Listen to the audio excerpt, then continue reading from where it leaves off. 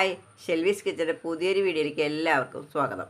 അപ്പോൾ നമ്മുടെ ഈ വീഡിയോ കണ്ട് ഇഷ്ടപ്പെട്ടാൽ ഒന്ന് ലൈക്ക് ചെയ്യാനും ഷെയർ ചെയ്യാനും നിങ്ങളുടെ അഭിപ്രായങ്ങളൊക്കെ അറിയിക്കുക. സബ്സ്ക്രൈബ് ചെയ്യേണ്ട ആരെങ്കിലും കാണുന്നുണ്ടെങ്കിൽ ഒന്ന് സബ്സ്ക്രൈബ് ചെയ്ത് സപ്പോർട്ട് ചെയ്യുക. നിങ്ങൾ ഫേസ്ബുക്ക് പേജിലാണ് കാണുന്നതെങ്കിൽ പേജ് ഒന്ന് ഫോളോ ചെയ്യുക. ഇഷ്ടപ്പെട്ടാൽ ഒന്ന് ലൈക്ക് ചെയ്യുക, കൂട്ടുകാർക്കൊക്കെ ഒന്ന് ഷെയർ ചെയ്ത് കൊടുക്കുക. അപ്പം നമുക്ക് ഈ പരിപ്പുവടയാണ് നമ്മളൊന്ന് ഉണ്ടാക്കിയേക്കുന്നത്. പരിപ്പുവട ഉണ്ടാക്കാനായിട്ട് കുഞ്ഞ് പരിപ്പുവട നമ്മൾ ഉണ്ടാക്കിയിട്ടുണ്ട്, വലുതുണ്ടാക്കിയിട്ടുണ്ട്. ഈ പരിപ്പുവട എങ്ങനെ ഉണ്ടാക്കുന്നതെന്ന് കാണാം. നമുക്ക് പോവാം വീഡിയോയിലേക്ക്. നമ്മളിന്ന് ഉണ്ടാക്കാൻ പോകുന്നത് പരിപ്പുവടയാണ്. പരിപ്പുവട ഉണ്ടാക്കാനായിട്ട് നമ്മളൊരു 2.5 കപ്പ് പരിപ്പ് എടുത്തിട്ടുണ്ട്. ഇത് ഗ്രീൻ പീസ് പരിപ്പാണ്, നല്ല കളർ പരിപ്പാണ്. കേട്ടോ, അടിപൊളി കളറാണ്. വെയിറ്റ് പറഞ്ഞാൽ 1/2 കിലോ ഉണ്ട് ഇത്. അപ്പോൾ ഈ പരിപ്പുകൊണ്ട് നമ്മൾ ഇന്ന് പരിപ്പുവട ഉണ്ടാക്കാൻ പോകുന്നത്. അതല്ല, നമുക്ക് പീസ് പരിപ്പ് വേണമെങ്കിൽ അതെടുക്കാം, അല്ലെങ്കിൽ തോരപ്പരിപ്പ് വേണമെങ്കിൽ അതുകൊണ്ട് ഉണ്ടാക്കാം. ഇതിൽ ഏത് പരിപ്പ് എടുത്താലും കുഴപ്പമൊന്നുമില്ല. അപ്പോൾ നമ്മൾ ഇതാണ് എടുത്തിട്ടുള്ളത്. നമുക്കിതൊന്ന് വൃത്തിയായിട്ട് കഴുകി കുതിർത്താനിടാം. കഴുകിയിട്ട് വരാം. നമ്മൾ പരിപ്പ് കഴുകി വൃത്തിയാക്കി കൊണ്ടുവന്നിട്ടുണ്ട്. ഇതൊരു 2.5 മണിക്കൂർ കുതിരാനിടണം. അതിന് ശേഷം നമുക്ക് ഇത് പരിപ്പുവട ഉണ്ടാക്കാൻ തുടങ്ങാം. അപ്പോൾ ഇത് 2.5 മണിക്കൂർ ഇത് വെള്ളത്തിൽ ഇങ്ങനെ കിടക്കട്ടെ. നമ്മൾ വലിയൊരു പാത്രത്തിലേക്ക് മാറ്റിയിട്ടുണ്ടായിരുന്നു. ഇപ്പോൾ 2.5 മണിക്കൂർ കഴിഞ്ഞിട്ടുണ്ട്. നന്നായിട്ട് കുതിർന്ന് കിടക്കുകയാണ്. നമ്മളിത് ഒന്നും കൂടെ കഴുകി നമ്മുടെ വെള്ളമൊക്കെ കളഞ്ഞിട്ട് നമുക്ക് എടുക്കാം. നമ്മൾ കഴുകിയത് ഒരു അരിപ്പയിലേക്ക് മാറ്റിയിട്ടുണ്ട്. ഇതൊന്ന് വെള്ളം പോയിട്ട് നമുക്ക് എടുക്കാം.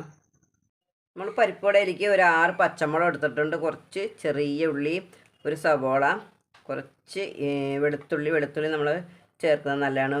പരിപ്പല്ലേ, നമുക്ക് ഗ്യാസിൻ്റെ ശല്യങ്ങളൊക്കെ ഉണ്ടാവും, അത് കാരണം കൊണ്ടാണ് ചേർക്കുന്നത്. കുറച്ച് ഇഞ്ചി എടുത്തിട്ടുണ്ട്. നമ്മൾ കുറച്ച് കറിവേപ്പിലയും കൂടെ എടുത്തിട്ടുണ്ട്. ഈ പരിപ്പിൽ നിന്ന് നമുക്ക് കുറച്ച് പരിപ്പ് മാറ്റി വയ്ക്കാം. ഇത്ര പരിപ്പ് നമ്മൾ മാറ്റി വയ്ക്കുന്നുണ്ട്. നമുക്ക് മിക്സിയുടെ ജാറിലേക്ക് ഇട്ടിട്ട് കുറേച്ചൊന്ന് അരച്ചെടുക്കാം. നന്നായിട്ട് ഫൈനായിട്ടൊന്നും അരയണ്ട, ഒന്ന് ചതച്ചെടുക്കുന്ന പോലെ ആയിരിക്കണം. കുറേച്ചിട്ട് നമുക്ക് അരച്ചിട്ട് വരാം. നമ്മളിത് ഇതുപോലെ ഒന്ന് അരച്ചെടുത്തിട്ടുണ്ട്.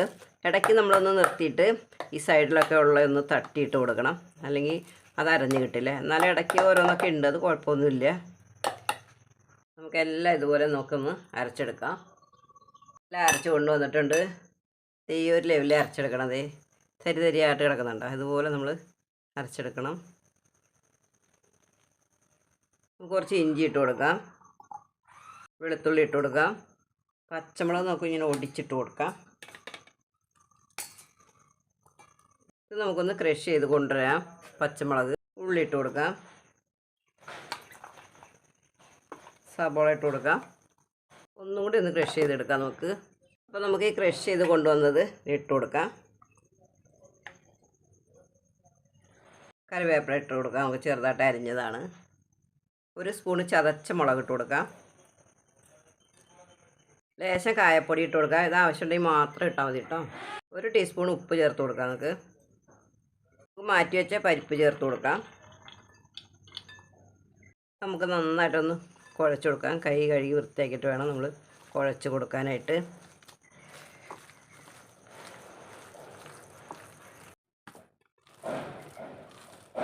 ഇവിടെ അമ്പലത്തിൽ പണി നടക്കുന്നുണ്ട്, അതാണ് ഈ ഇടയ്ക്ക് ശബ്ദങ്ങളൊക്കെ കേൾക്കുന്നത്. നമ്മൾ നന്നായിട്ടൊന്ന് കുഴച്ചെടുത്തിട്ടുണ്ട്. ഞാൻ ലേശം ഉപ്പും കൂടെ ചേർത്ത് കൊടുത്തിട്ടുണ്ടായിരുന്നു. അപ്പോൾ ഉപ്പൊക്കെ കറക്റ്റാണ്. ഇനി നമുക്ക് വട ഉണ്ടാക്കാൻ തുടങ്ങാം. ഈ ഇഞ്ചി, പച്ചമുളക്, വേപ്പിലൊക്കെ എല്ലാം ഒന്ന് അരിഞ്ഞു കൊടുത്താലും കുഴപ്പമില്ല കേട്ടോ. അരിഞ്ഞാണ് ചേർക്കാറ്. ഞാൻ പിന്നെ ഇപ്പോൾ ഗ്രേറ്റ് ചെയ്ത് ഇട്ടുവെന്ന് മാത്രം. എങ്ങനെ വേണമെങ്കിലും ചെയ്യാം. നമുക്കൊരു ലേശം ഇട്ട് കൊടുത്ത് നോക്കാം. എണ്ണയ്ക്ക് നല്ല ചൂട്, നന്നായിട്ട് ചൂടായി കഴിഞ്ഞാൽ നമ്മുടെ ഇട്ട് കൊടുക്കുന്നത് കരിഞ്ഞു പോവും. ഇപ്പോൾ പൊന്തി വന്നിട്ടുണ്ട്, പാകത്തിനുള്ള ചൂടായിട്ടുണ്ട്. നമുക്ക് ഉണ്ടാക്കി തുടങ്ങാം. നമുക്ക് ഒരു ഉരുള എടുക്കാം. ഈ ഒരളവിലാണ് ഞാൻ എടുക്കുന്നത്. ഇങ്ങനെ ഉരുട്ടിയെടുക്കാം. ഇങ്ങനെ ഉരുട്ടിയെടുത്തിട്ട് കയ്യിലെ വെള്ളയിൽ വയ്ക്കുക. കണ്ടോ, ഇങ്ങനെ പ്രസ് ചെയ്ത് കൊടുക്കാം. ഇങ്ങനെ ഒന്ന് നന്നായിട്ടൊന്ന് സൈഡൊക്കെ ഒന്ന് സെറ്റാക്കി കൊടുക്കുക. എന്നിട്ട് നോക്കിനെ പതുക്കെ ഇങ്ങനെ കൈ കൊണ്ടെടുക്കാം കേട്ടോ. ഉണ്ടാ ഇട്ട് കൊടുക്കാം. നമുക്ക്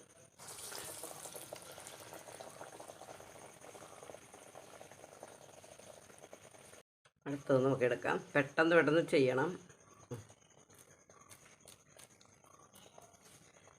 സൈഡൊക്കെ ഒന്ന് റെഡിയാക്കി കൊടുത്തിട്ട് നമുക്ക് എടുത്ത് ഇങ്ങനെ ഇടാം.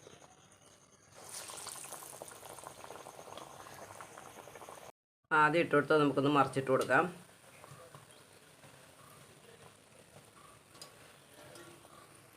അതുങ്ങൾ നമുക്കൊന്ന് മറിച്ചിട്ട് കൊടുക്കാം.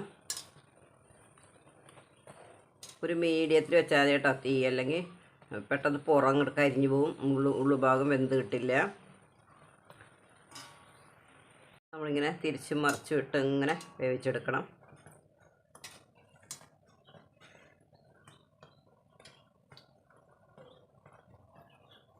നമ്മുടെ വട വെന്തിട്ടുണ്ട്, നമുക്ക് കോരി മാറ്റാം.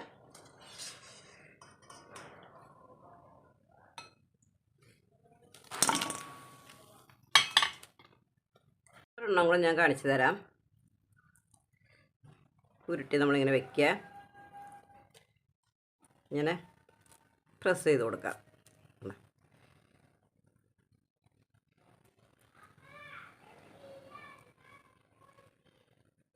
എടുക്കാം, ഇട്ട് കൊടുക്കാം. ഇതുപോലെ നമുക്കെല്ലാം ഉണ്ടാക്കിയെടുക്കാം. നമ്മുടെ രണ്ടാമത്തെ ട്രിപ്പ് വെന്തിട്ടുണ്ട്, നമുക്ക് കോരി മാറ്റാം. ഒരെണ്ണം കൂടെ നമുക്ക് പരത്തി നോക്കാം. ഇങ്ങനെ ഉരുട്ടിയെടുക്കാം. ഉരുട്ടിയെടുത്തിട്ട് നമുക്ക് ഈ കയ്യിലേക്ക് വയ്ക്കാം. എന്നിട്ട് ഇങ്ങനെ പ്രസ് ചെയ്ത് കൊടുക്കാം.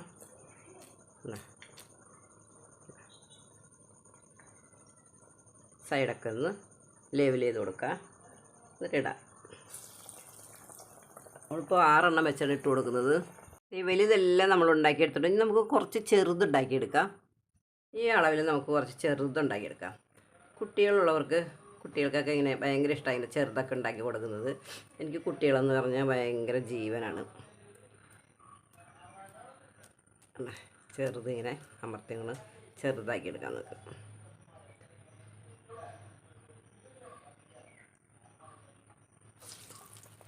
എല്ലാം നമുക്കതുപോലെ ഉണ്ടാക്കിയെടുക്കാം. നമ്മുടെ കുട്ടിവട മുരുമുരാന്ന് മുരിഞ്ഞ് കിടക്കാം. നമുക്ക് കോരി മാറ്റാം. എല്ലാം ഉണ്ടാക്കി കഴിഞ്ഞു. ഉണ്ടോ, നമ്മുടെ കുഞ്ഞു വട കണ്ട, കുട്ടിവട നന്നായിട്ട് മുരിഞ്ഞിട്ടുണ്ട്.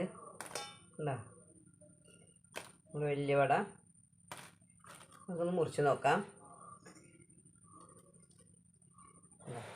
അടിപൊളിയായിട്ട് നമ്മുടെ പരിപ്പുവട റെഡി ആയിട്ടുണ്ട്.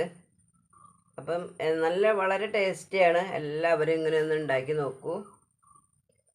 നമുക്ക് ഇത്തിരി കഴിച്ച് നോക്കാം. നന്നായിട്ട് വെന്തിട്ടുണ്ട്, നല്ല മുരുമുരാന്നിരിക്കുകയാണ്. ഇന്നത്തെ നമ്മുടെ പരിപ്പുവടയുടെ റെസിപ്പി എല്ലാവർക്കും ഇഷ്ടപ്പെട്ടെങ്കിൽ ഒന്ന് സപ്പോർട്ട് ചെയ്യാൻ മറക്കല്ലേ. Tata, bye bye.